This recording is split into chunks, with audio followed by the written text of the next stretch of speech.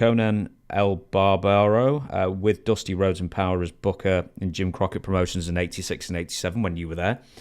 How was Ole Anderson's demeanour after spending so many years in the role as a Booker and then not being in Power and Dusty Rhodes being the Booker instead? Well, it was very, very tense at the beginning, but I think Ole, he disappeared shortly thereafter. He was the Booker. There was a lot of dissension between Ole and Dusty because Ole felt like Dusty campaigned against him, which is probably true. Oh, right. He probably did. It's a business. And I mean, Ole would cuss out Barnett, which sometimes isn't the best thing to do to your boss. So he called Barnett on a bad day, and Dusty, and I think he was bringing Dusty in anyway. And Dusty would see it was a big show, so everything was geared. Dusty would be on top, and all the angles would go in this big show. And then Ole would top it off.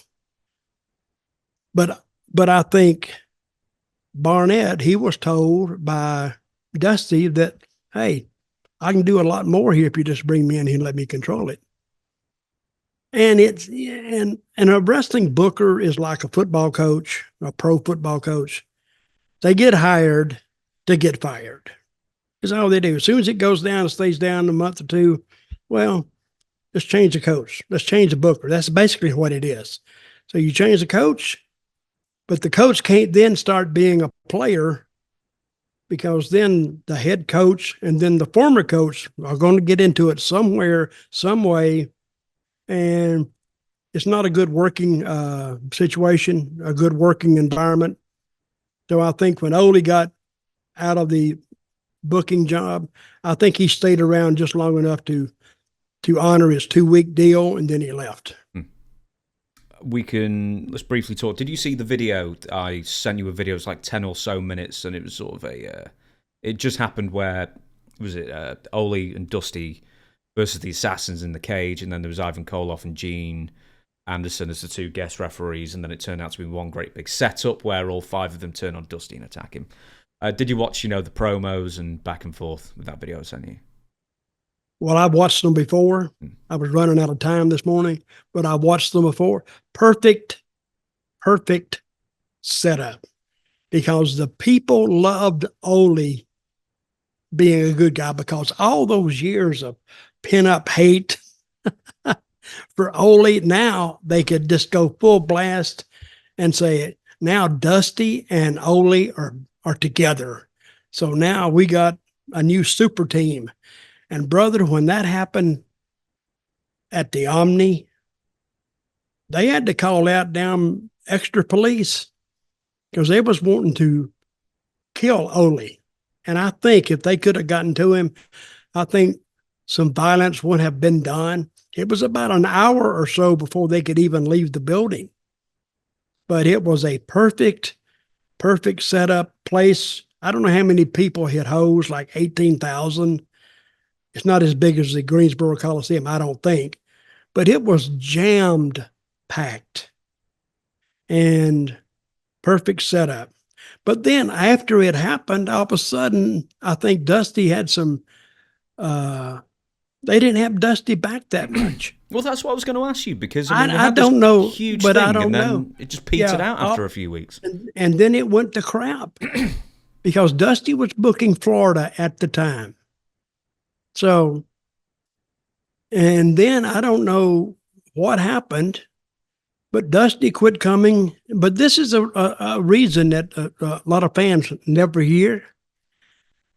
Dusty may not have liked his payoff. And Barnett may not have made it up to him somehow. But you never hear that. So if he's not going to make any more bookings, you got to just dump the whole thing.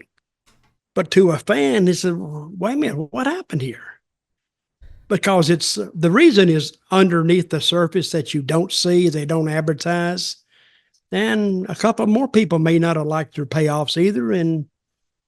But I think that's what happened. I think. Did you like your payoffs from? Or I was going to say, did you like your payoffs from Oli? from the Omni? Well, yeah, from the Omni or Oli in general. Oh, they were okay, but it was Barnett making the payoffs. Now, some payoffs, say you can take, the payoffs are different. If you really sit down and think about it, say you got $10,000 to pay talent, and that's on a $30,000 gate, and you got 14 guys on the card. Okay, divide 14 into 3,000. Divide 15 into 3,000. Can you like do that, 220. It's, 15 into 3,000 is 200. Well, get you an average payoff. Say it's $250 if you paid everybody the same. Say it's $300 if you paid everybody the same, but you're not going to pay the first match the same thing you pay the main event. Well, let's knock down the first match to 150. Say this is 40 years ago. We'll knock them down to 150. And 150 back then was like 500 today. So knock it down to 150, and the main event, if you paid them all the same, 150. Well, you can't pay them 150, so you got to take that money you saved in that first match, move it to your main event. So your main event makes, say, 1,200, and which wasn't a bad payoff 4 ways. And then your middle of the card would make like $300. So I think everybody would be happy. If you don't like your payoff, you go and complain to the guy who made it, which is the promoter. You said, I don't like my payoff. He said, why, I should have got this and this and this. And if you want to keep the guy, you just say, okay, I'll get you some more money. And next week, I'll get you more money next week when we run this next week. And you wait on your money and it comes in. But the money didn't come in off the houses. It comes in from the other talent. He just takes it from the other talent and gives it back to you. So it's not like the promotion is spending more money. No, that means the underneath talent make less money, but they don't tell you that. One of those underneath secrets that I uncovered. On the interviews, you go, you couldn't put me down with a steel-toe boot, baby. You couldn't put me down with a steel-toe boot in the character. And I was thinking, all these interviews with Oli and Dusty I was watching this morning, with wrestlers today, and thinking, God, he's a great interview, he's a great promo, or whatever. If you transplant the best interview promo of 2024 into 1980, they wouldn't be in the top 50 of promos. The standard's so much lower these days. Oli was great. Dusty was even better. But this is the difference between today and yesteryear. You know how many times they would do that same promo back in the day in the 80s? Like 30 for every local market, yeah. They do it for every, local market, every town. They do it, the same interview. You couldn't put me down with a steel-toed boot, baby. And they would feel the same enthusiasm. But you try today in WWE, I don't think they know how to react to that. They really don't.